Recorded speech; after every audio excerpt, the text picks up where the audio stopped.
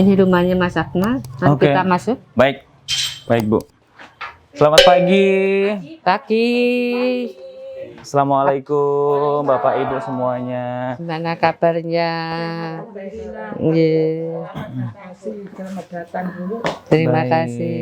Ya. Hari ini Bapak Ibu kita pengen ngobrol seputar kronologi kasusnya, ya. Mungkin nanti bisa dijelaskan agar pemirsa juga tahu dan kita juga bisa merespon harus bagaimana begitu, nggih Bu, nggih. Pemirsa masih di Tanya Jalis Waspada Dana Talangan Memakan Korban, dan kali ini kita langsung berjumpa dengan korban dari kasus ini. Saya boleh berkenalan lagi dengan Ibu Sinten? Bu Vicky. Ibu Vivi dan juga Vicky. Ibu Vicky. Saya anaknya Vivi. Vivi, Ibu Vicky dan juga Ibu Vivi. Tadi di perjalanan saya dan juga Ibu Jelis sudah membahas sedikit gitu ya kasus ini seperti apa bergulirnya. Namun akan lebih lengkap lagi kalau kita tahu kronologi nyata bagaimana kasus ini bermula. Ke Ibu Vivi, dijelaskan ini kok bisa dari awalnya dana talangan tiba-tiba merembet ke kasus ini seperti apa? Ya, begini Pak awal mulanya. Awal mulanya nama adik saya itu punya usaha catering. Nah, untuk menambah usaha cateringnya, dia pinjam uang di bank 50 juta. Nah, berhubung usahanya tuh macet, dia nggak bisa bayar. Gitu. Tapi sudah nyicil 22 kali adik saya. Sisanya kurang lebih 37 juta. Baik. Nah, terus dia didatangi terus. Selalu diserang tuh mama saya. Terus pada akhirnya yang namanya marketingnya tuh nawari ke mama saya ke dana talangan. Nah, untuk pinjaman bank untuk nutup hutang di bank tersebut. Nah, akhirnya Ibu Vicky menyetujui untuk menerima dana talangan tersebut? Oh, dibawa. Dijemput sama orang dana talangan. Oke. Bukan orang bank ya, Bu? Bukan. Orang dana talangan. Berapa orang pada waktu itu? Orang. Satu orang. Namanya disebutkan Tidak perlu disebutkan. Kemudian dibawa kemana? di notaris. Oke. Terus saya nurut aja, tapi anak saya berontak. Hmm. Orang tua saya mau dibawa kemana? Gitu. Mana minta KTP? Anak saya yang ngomong ini. KTP, jadi dia itu keluar aja. Iya. Gitu. Terus saya nurut aja, saya ini sama suami saya nurut aja naik mobil ke Darmo, notaris Darmo. Terus habis itu sampai sana saya suruh tanda tangan. Iya. Nggak saya baca tanda tangannya. Terus saya tanda tangani aja. tidak dibacakan. Hah? Tidak Tidak, dibacakan. Ibu Vicky tidak membaca dan tidak dibacakan. Oke, di situ berarti ada notaris juga. Oke. Dan nggak ada saksi, Saya- nggak ada pendampingi. Saya disuruh tanda tangan, cepetan Bu, cepetan. Habis itu saya suruh turun, dibawa turun lagi. Terus dibawa turun lagi, terus saya dibawa ke Darmo. Orang lobi-lobi duduk-duduk. Bukan restoran, bukan kantor. Kawarung gitu. Warung. Enggak besar Bu. Besar. Oh, oke. Mama enggak tahu. Ya dekatnya situ, dekat Ya, ke agak jauh notaris sedikit. itu. Enggak, Naik mobil atau jalan? mobil. Oh. Agak jauh. Itu habis itu saya dibawa ke sana, terus saya dibawa apa namanya? Kresek hitam loh Bu. Kresek hitam. Saya suruh gini, saya difoto. Suruh gini, terus kresek hitam ini ditempel di tangan saya. Terus dia ambil lagi, dibawa masuk. Suami saya digitukan, almarhum suami saya. Oke. Almarhum masuk lagi, terus saya dibawa lagi ke Bang. Bang. Terus ibu tunggu sini aja. Terus dia turun, aku yang turun, dia yang turun. Habis itu dia turun, terus dia balik lagi. Terus saya kok enggak diturunkan, kok enggak dikenalkan. Saya ngomong gitu sama orang bank itu. Enggak, nanti dia orang yang datang. Nanti ibu dimintai uang orang itu. Dia sudah minta uang aku 20.000 untuk beli bensin.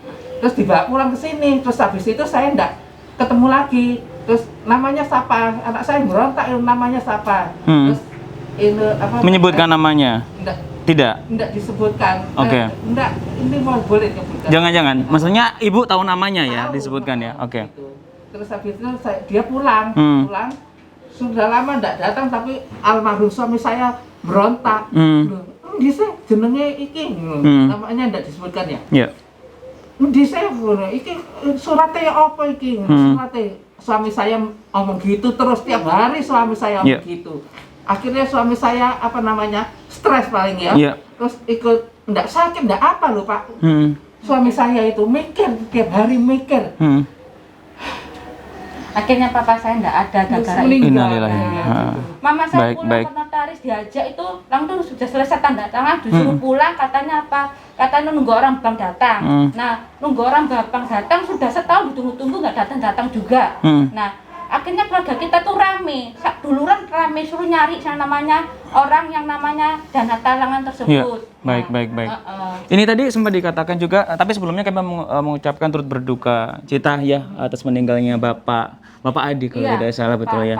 Pak Sukamto, mohon maaf Pak Sukamto. Dan ini kasusnya terus bergulir. Namun di sisi lain kita tahu tadi sempat Ibu Vicky dan juga Ibu Vivi menjelaskan, Bu Jelis, itu ada pihak dari bank memperkenalkan ya, yang sebelumnya notabene dia adalah karyawan suatu bank, kemudian memperkenalkan, kemudian urusan dia dengan pihak dua selesai, tiba-tiba dia minta lepas gitu aja gitu. Iya, Nah, betul. ini bisa terseret nggak kira-kira, cacat hukum nggak di sini?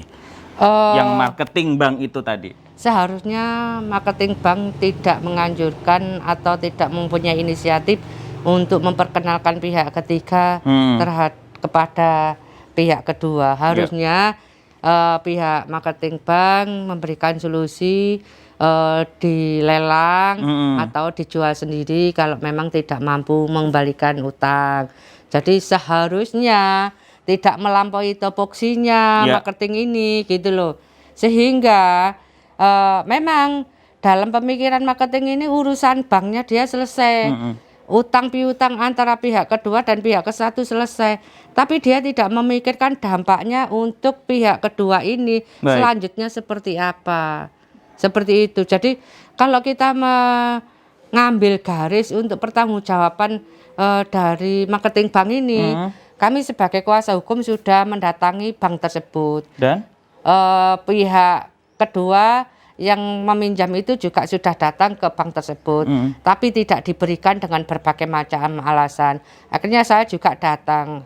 Saya katanya harus membuat surat. Saya sudah membuat surat, sampai sekarang pun tidak pernah ditanggapi. Dan ketika saya datang ke sana, saya juga dibolak-baliknya ke sana kemari begitu.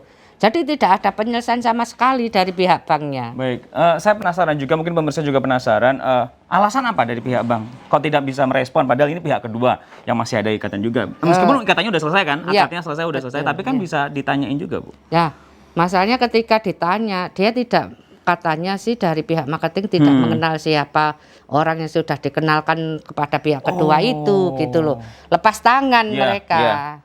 Ya penting urusan mereka selesai. Urusan yang penting urusan saya sudah selesai. Untuk urusan selanjutnya urusanmu begitu. Baik. Urusan kedua, pihak kedua dengan pihak ketiga masih ada begitu. Tapi tadi sempat Ibu Vicky juga menyebutkan di situ ada notaris juga. Kita katakanlah itu kita masukkan sebagai pihak keempat.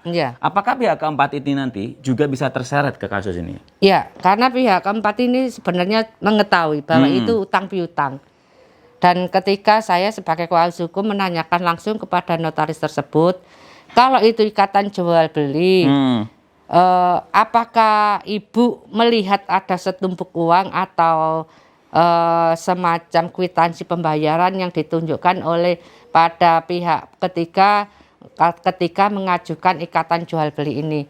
Notaris mengatakan bahwa tidak melihat kwitansi maupun uang, akan tetapi hanya pengakuan saja, pengakuan dari orang yang membawa sertifikat ya, yang bukan namanya, kemudian mengaku sudah membeli, dan kemudian notaris sepakat membuat ikatan jual belinya, asalkan pemilik sertifikat yang tertera dalam sertifikat itu hadir.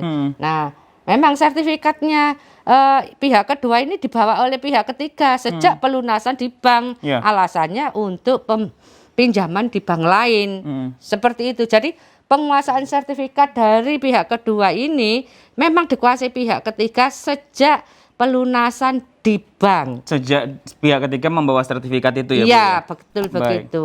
Dan sampai sekarang juga masih di bawah sertifikatnya. Kami akan kembali, tetap bersama dengan kami di Tanya Jelis.